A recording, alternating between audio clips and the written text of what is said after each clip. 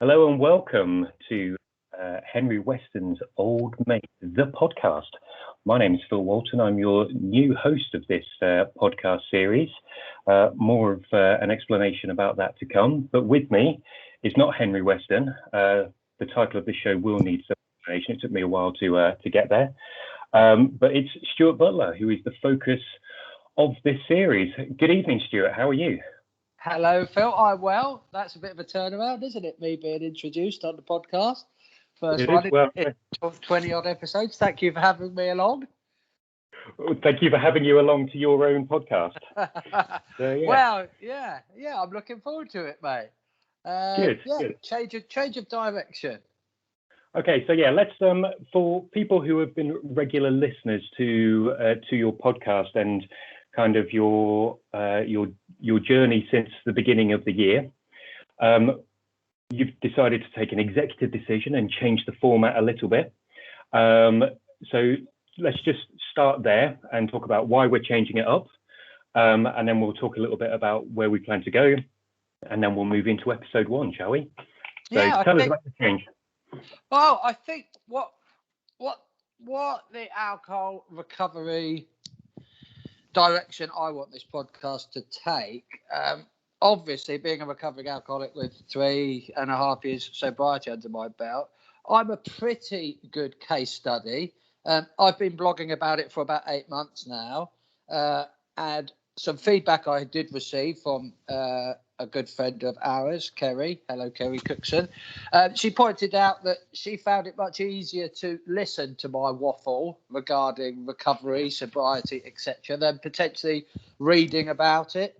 And I think, let's be honest, that's the direction people probably would rather pop their earphones in and listen. So we thought we'd try that, or I thought I'd like to try that. But I also felt that me hosting my own podcast wasn't the right way. And me and you sort of got together, and it ended up being episode 2 of Henry Weston's Old Mate. You know, it was entitled Phil Walton Discussing the Effects of Alcohol Abuse on the Human Body. You performed excellently, Phil. We got some fantastic feedback there. And you just seemed like the right guy to sort of approach, and you were very happy to take the task on. You may live to regret it, mate, but I think working as a pair, I also think that you will be able to, in my brain, as I talk about my alcoholism, I will be pretty single-minded in the direction I'm going. You might be able to interrupt and direct me somewhere where you think you might like to. As a listener, you might think, well, hang on a minute, Stu, I'd like to stop you there, and perhaps we could go into that a bit better. Something that I probably wouldn't be able to do just talking to a blank screen with a light flashing at me. So I've talked too much. That's answered that one. No, it's a good, no, I think it's a good start, and I get the feeling as well that if you were to approach it in a different way, where it was just you either reading your blogs out loud, it would sound a bit like an audiobook, but might just be a bit dull and different, I think. But with this approach, we've got a bit of a dynamic. It will be, we'll also try and make it as fun as possible. I'm sure there will be some laughs along the way, but they'll also, we'll also get into the seriousness of what the subject matter is, and if it's there for people to use as a resource, for it to be helpful, then that's more or less what we're aiming for, really. Resource is a great word. Hopefully, if we do a half decent job, we will be able to produce something that is there available for years to come, and we could refer back to it at any point, really, or point people in the direction of, alcoholics, addicts, people who live in the company of said addicts and alcoholics, So let's see. Okay. Let's see what we can do. Yeah, so I think it's also important to say, I think, that the previous episodes that you've recorded, that you've had kind of special guests along, they'll still remain on the stream. People are able to access those if they want to go back to them, and they are very good. So I would encourage people to go back and have a listen to those. One thing that took me about 3 months after reading and listening to your blogs and podcasts I had one of those moments in the supermarket where the penny dropped so loudly it made me laugh. Right. Henry Weston's Old Mate. You might have to explain that title because it wasn't clear to me until said moment in the supermarket.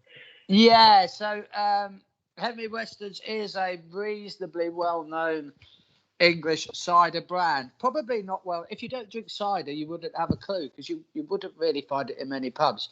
Henry Weston's produce cider of all varieties, but they produce some particularly strong varieties. My favourite variety was the Henry Weston Special Vintage, weighing in at about 8.4, 8.6%. And it quite literally was my old mate. It was my nemesis towards the end. It was my go-to, let's be honest, it was my go-to gateway or warm-up drink to vodka. It's all I drank, really. If it wasn't over 8%, I wasn't interested. So Henry Weston, the cider, was my old friend. It became my enemy, sadly. That's why we're here having this discussion. But yes, if to put some context to Henry Weston's, we were good friends. We still talk to each other, but I no longer consume Henry.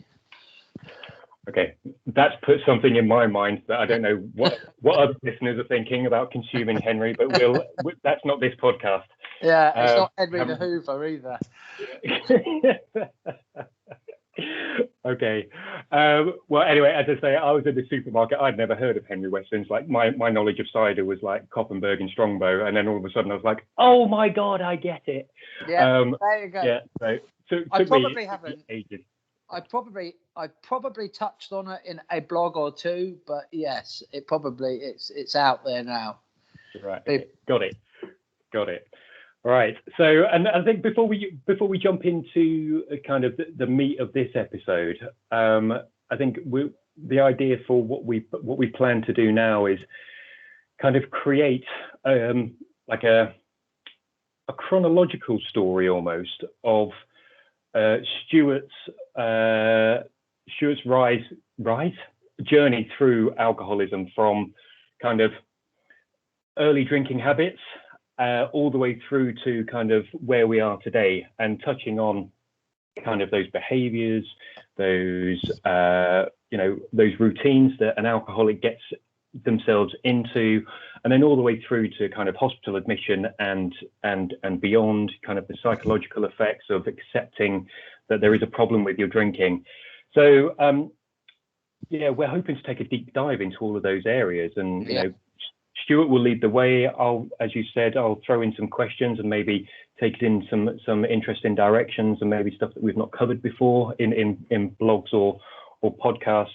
But we're also, obviously, this is, we're hoping this will be interactive as well. So if there are people that are listening, they can fire questions to us. Stuart, you're on Twitter. What's your handle?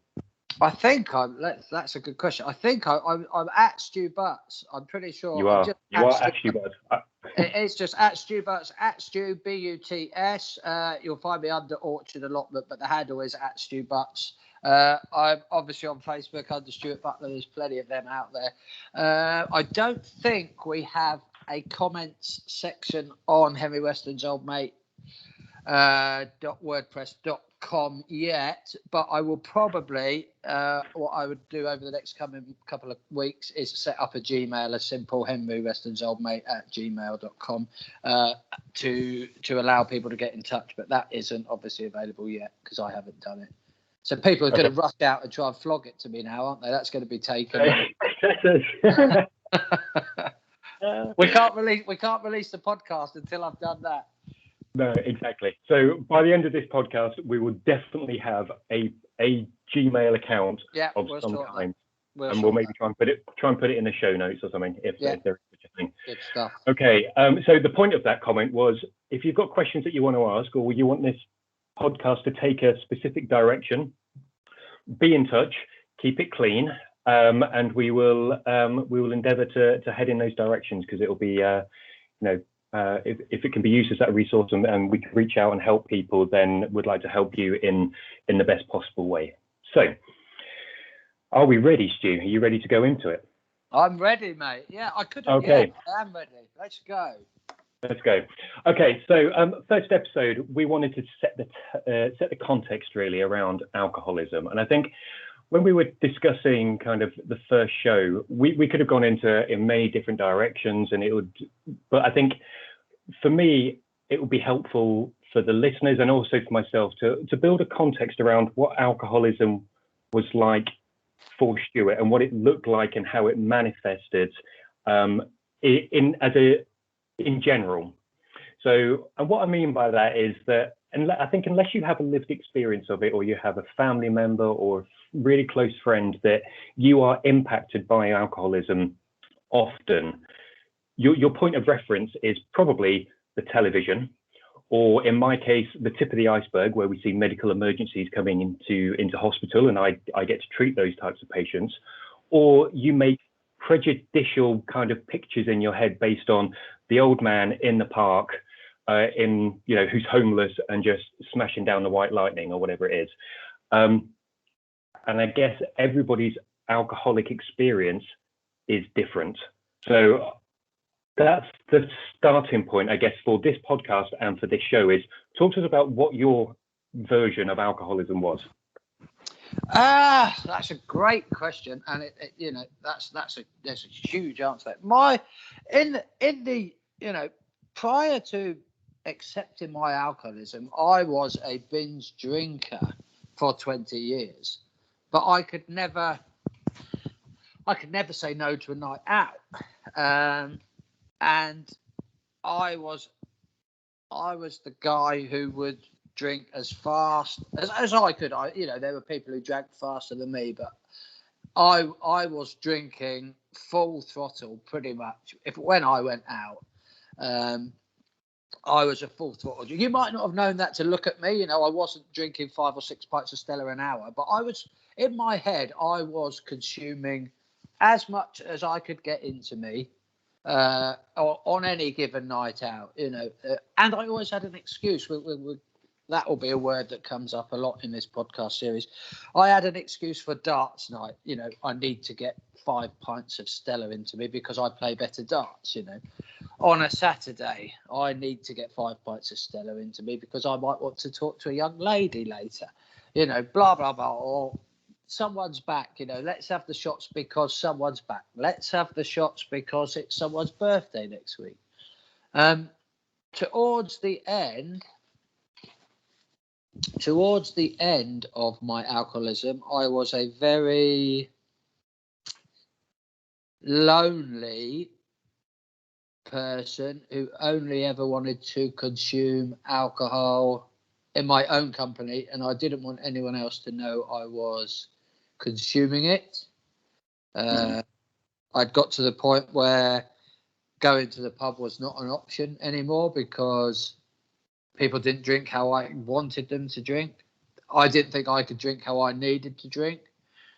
So let's just rewind back a little bit. So at the start of this experience, you were saying that you were just, getting stuck into the Stella, darts night, whatever it is.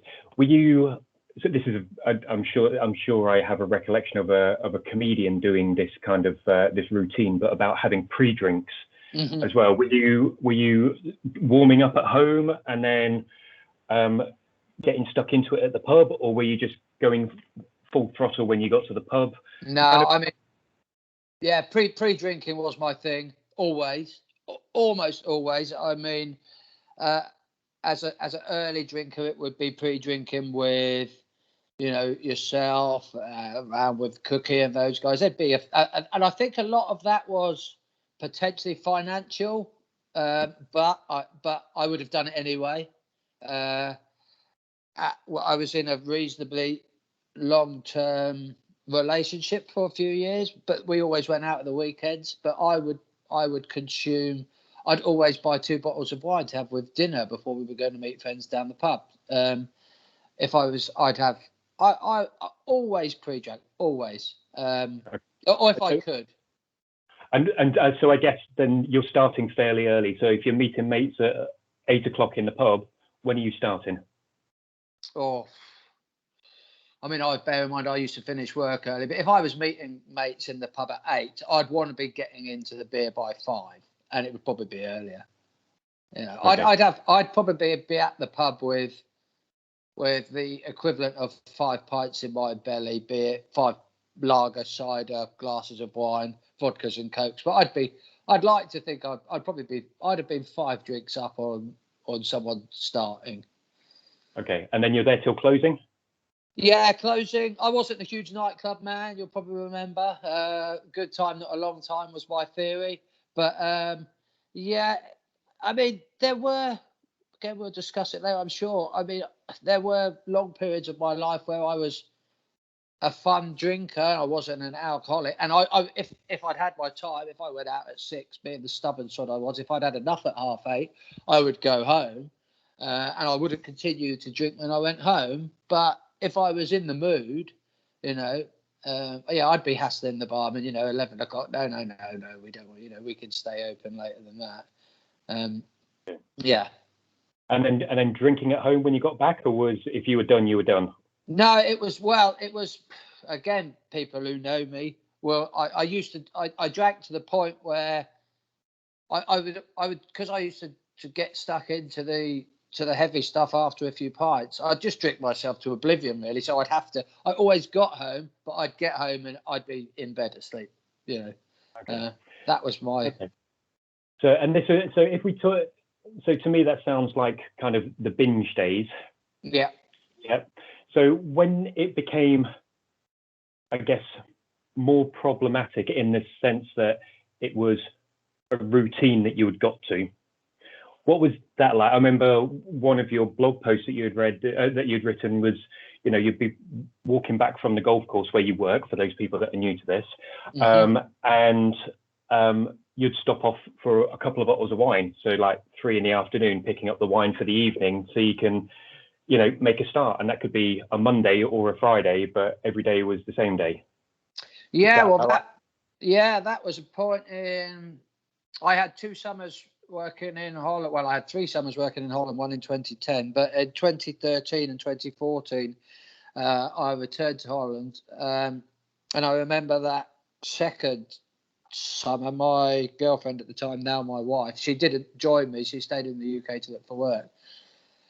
And I got into the habit of just buying 3, and they were big, but they were 1.5 litre bottles of wine, rosé, awful rosé, and I got into a habit pretty quick of drinking 3 bottles of wine every night, like it was normal, and it was mad. That was, when you look back now, that was alcoholism for that period. It's a funny one again, because can you drop in and out of alcoholism? I don't know. I certainly have come close over the years, to the problems that I experienced eventually in 2017 when it all came to a head. But I had numerous periods in my life where, had I stayed situated where I was, because if we use that time in Holland as an example, what I would do was I was very disciplined. Well, not very. Monday to Friday, I was very disciplined. I would only drink wine. And then at the weekends, I would get a bottle of vodka. I'd go into town, walk into town, get a bottle of vodka because I had nothing to do. I was there on my own. But what happened towards even the end of that time in Holland? So that Saturday where I would make myself walk to buy vodka, it was about a 4-mile round trip. All of a sudden, I was driving so I could get back and start the vodka quicker. And we're talking 10:30, 11 in the morning here, starting on the vodka, 1 litre of vodka. And then 2 weeks down the line, I'm driving on a Friday after work to buy the vodka, because I'll just have some vodka on Friday now. And by the end of my time there, I'm driving to buy the vodka on Thursday. That's what, that's what, as an addict, I was cheating the system, or my system.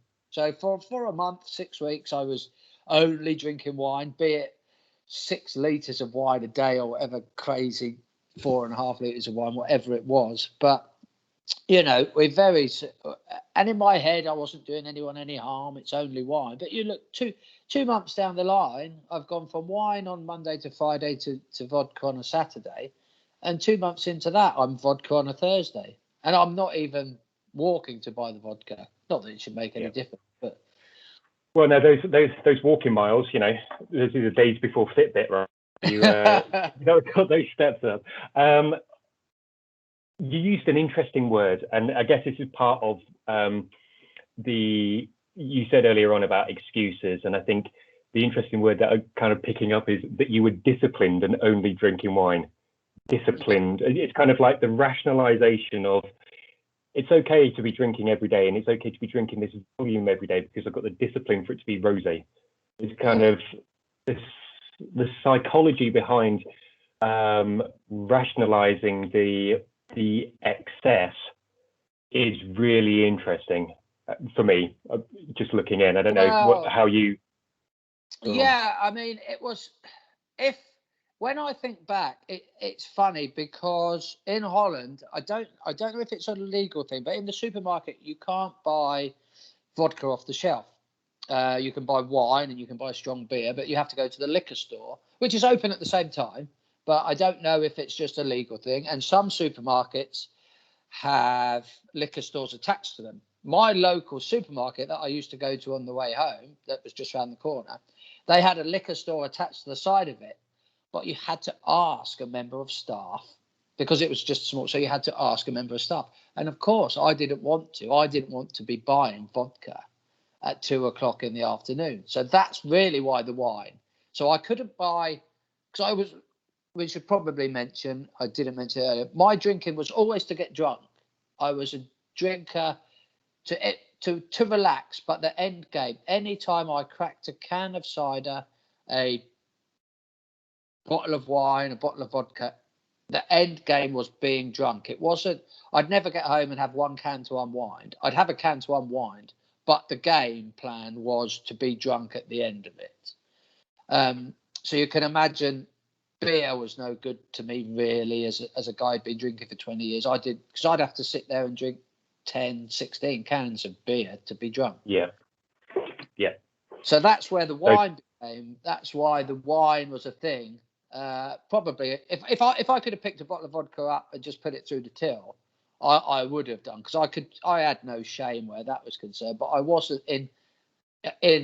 I wasn't going to be the English guy walking into the Dutch supermarket and having to ask one of the shop till assistants to come round the corner for me to buy vodka at 2:00, which is funny because yeah. Okay, geeky question coming up, only for me. Was it a jumbo supermarket? No, it wasn't a Jumbo. It was a. Well, I used to like Jumbo. It was they had a C2000 over there and I can't remember. I've got the bags because in a funny kind of way, I like collecting foreign supermarket bags. Don't tell anyone. But I did use a Jumbo, but the Jumbo was in the next town along. Right. Okay. Cool. And well, we've got a whole episode on foreign supermarkets for those people. Yeah. I love foreign supermarkets. Okay. That is the topic of something else coming out. In fact, we might touch on it again in a few minutes. Okay, I've lost my train of thought. So the name of the game really was get to where you're going as quickly as possible. Yeah, always. Yeah. So it was, and it's however you want to look at it. I found it easier abroad because you could buy stronger lagers abroad. So if I wanted to but I've always been. I've never drank a pint of Foster's. I think I've had a few pints of Carlin in my life. I've never drunk a pint of Foster's because even from a young man, to get drunk, I could never see the point of drinking 6 pints of Foster's if I could just drink 4 pints of Stella. Yeah. Fair enough. So that was while you were abroad. When you came home, did the change of scenery and the change of routine change your habits in any way? Well, yes. I mean, if we go back to that example. So I then moved home because me and Erica were getting married in the summer of 2014. So I moved back. We moved into a flat in Sandwich. I had a job back at Royal St George's Golf Club. And yes, my drinking calmed down because, let's be honest, it had to. I had, I couldn't come home from work with 3 bottles of wine, with Erica being there, because she just said, what's that for? Well, it's for me to drink now, like I always do. What did happen in those early months, I do remember, not all the time, I wasn't secret drinking much, but I did start drinking in secret, and that was Jack Daniels. And I think that probably started from, we used to get a Christmas bottle of spirits from the golf club. So obviously, as will be another long-running theme, bit of deception. Erica's none the my wife's none the wiser that I've been given a bottle of Jack Daniels.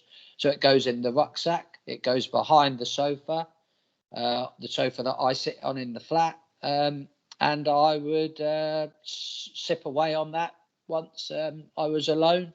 Not greatly, but I do remember that being a thing. Okay, so so the question really, then, and we will delve in. There'll be a big deep dive into these types of behaviours later on. But why? Why are you starting to? Why is it a secret? Why is it important for it to be a secret at that point? I don't know if it was important to be. It needed to be a secret because I knew it wasn't normal behaviour.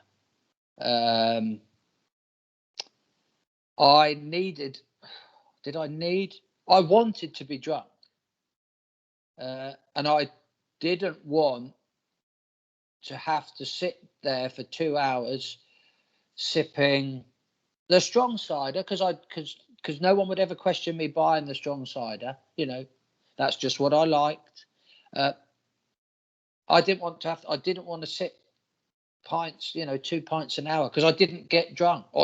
I did get drunk, of course I did, but I didn't get to where I wanted my head to be, the feeling that I wanted to achieve. So it was fast tracking again. Okay. And so was there a fear or a worry around either having to confront the behavior or have Erica confront your behavior, or your habit, I guess, in that, I guess a bottle of Jack Daniels wouldn't have lasted very long. So questions around, God, you're getting through that pretty quick. Yeah, obviously, of course. Even back then, if I was left alone, if I was left, if Erica had gone to bed, and I was left alone, I'd do half a bottle of Jack Daniels in 3 or 4 drinks, in the space of 20 to 25 minutes. And it was, and then that would lead to crazy things because I'd then be drunker than I'd planned to be. So I'd be then wandering around a very small flat, turning lights on at 10:30, 11:15, because at 10 o'clock I'm merry from drinking strong cider for the night. Then I've gunned half a bottle of Jack Daniels. I've overdone it, as always happened. I'm beyond drunk. I need to go to sleep, but I can't remember which bedroom Erica's in. So I'm then wandering around, turning lights on, getting in trouble. Or even worse, I'm having a wee in the hallway. It's. We've all been there. Yeah. Okay, so right, that's interesting as well. So, like I say, we're going to delve into that one much more deeply in terms of habits and acceptance and some of the kind of deceit as you described it earlier on. I think it's also important, I think, at this point, just to kind of recognise that I'm not a massive fan of labels, but I think it does help kind of move the conversation on in the right context. But in terms of alcoholism, you were functioning. If we use that label, you had your job. You managed to convince a lovely lady that you're a nice guy, and keep her, and still with her. But there's kind of the functioning alcoholism label is, I don't know what people like yourself think about it, but I think it does set the picture that you're able to have some element of, I don't know if even if control's the right word, but there's something about it that you're able to put it aside for the period of the day where you have to get stuff done, do your job and be an adult, and for some people it's be a parent. And then, you know, when the time comes, kind of like all the shackles are off and you're heading for your destination as fast as possible. Yeah. No, I mean, I don't mind the term function alcohol. I think it's the correct term, because for many years I was a functioning binge drinker stroke alcoholic, but I was able to perform pretty well at work, you know, for a long period of time. I was able to perform, you know, a pretty stressful job as maintaining a very old irrigation system at a very, you know, a very good golf club, and do a good job. I was always grumpy as a rule in my life, so the hangovers, it was just stew being stew. But yes, I functioned fine. I could have functioned better, but I was never, apart from the last few months of my drinking, even when I was drinking as an alcoholic, I believe, I never had the urge to drink before I'd finished work, or before I'd had a game of golf, or before I'd played squash.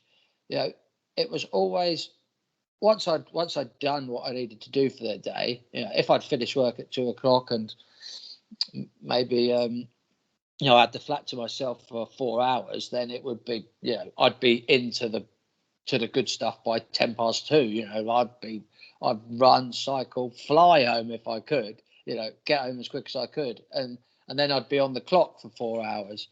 But yeah, certainly I don't know another word that you could really use to describe it, because I functioned pretty well as a you know a professional at work.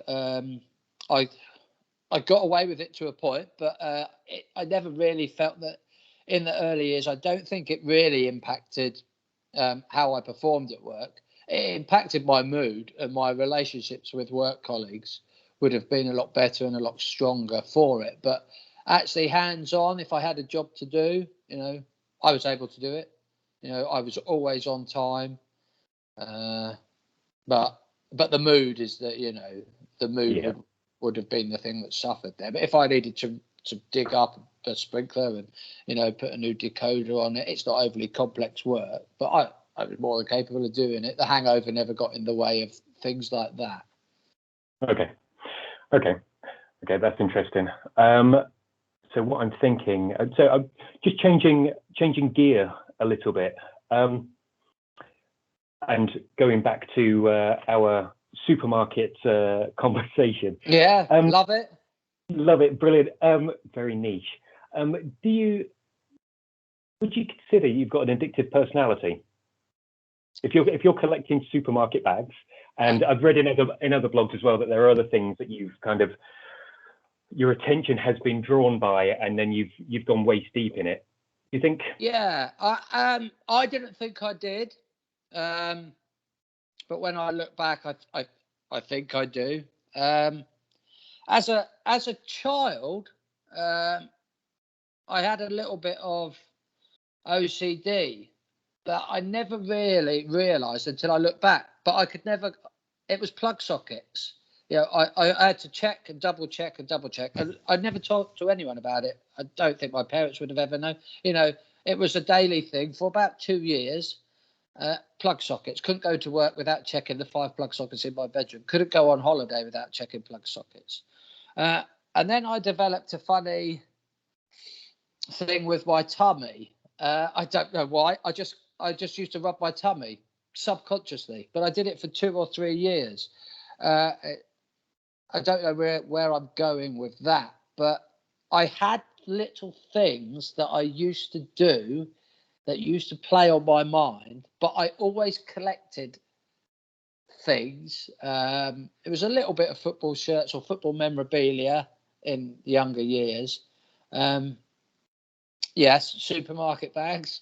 Bizarrely, I don't have a collection hidden away, but I do know.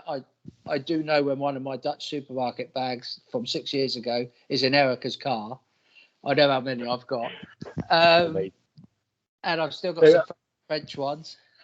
Yeah, fantastic. But, so the reason I ask about that really is, so, and again, this is my ignorance about to come out in this question, is that by, I guess, understanding that there might be an addictive personality at play with how your alcoholism developed and your mentality towards it, is that now that you've stopped, there's no moderation. You couldn't kind of sit here and go, I know you wouldn't, and like you're in recovery and you're very serious about it, but there's no chance really that having a drink on a Friday evening after a long week at work, 2 cans max as a wind down, that's just, there's no option. We're black or white. We're either on or off with you here. Is that right? Yes. If just thinking about it, I can think about it with a smile now. If my phone went off now and it was my old drinking buddy Northie, if he texts me now, if he said, do you want to go for a drink? What goes on in here is Stella till the tequila comes out and tequila till it's home time. That's still how I still, and because I'm 3.5 years sober, my brain sees the good in that. A lot of the negative, the nearly dying bit is still there, but a night out to me, that's still how like I always used to say when people used to phone me up, do you want to go for one after work? No, fuck off. What's the point? Yeah. Why don't we go for 10? It's mad. It is mad. But no, there is and there was no moderation in my mind. I just want to drink. I'd still like to go and have a Sunday.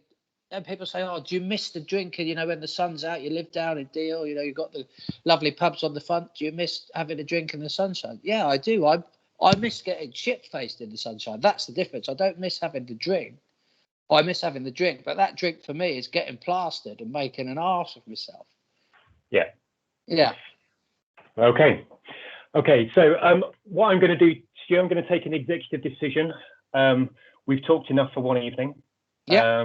And I think that cutting us off here would be a kind of a reasonable point. I think just to say that I guess the next couple of episodes, we're going to go right back to kind of an in-depth look around the road to your alcoholism, but also looking at you've talked about being disciplined and excuses. So I really want to get into the psychology of rationalizing that addiction and how you build on that. So developing kind of unhealthy habits and the problem drinking as opposed to the social drinking starts to rear its head. And then when that goes kind of over the edge to what's kind of controllable. Yeah. So I think that's where we'll be heading in the next episode or two. I think for me, it's been a good start, but also I think we have to acknowledge that you're bearing your soul and your lived experience for the benefit of others. This is not you kind of opening up, wanting the limelight or any sympathy or anything like that. So I think we do have to acknowledge that you're doing an awful lot here and sharing an awful lot about a period in your life that can't be easy. So I just want to offer that gratitude, really. I think, thank you for saying that. That's very kind of you. And yes, I mean, it's funny to say that I enjoy talking about this, but I find it easy. And if I find it easy, then hopefully people who maybe find it hard to talk about will find it easier to listen to me and seek help if they want it, or maybe somebody who is living with somebody they are concerned about, hopefully it can point them in the right direction. Or so I keep writing it. If this podcast can help one person, it's already helped one person. So if we can help one more person, yeah, there we go. Let's do that. Excellent. Okay, so until the next episode, which we will hope to be out very soon, just watch this space. But yeah, I will see you on the next one, Stu. Thank you very much. Thanks for having me, Phil. Catch you soon. Cheerio. Cheers, mate.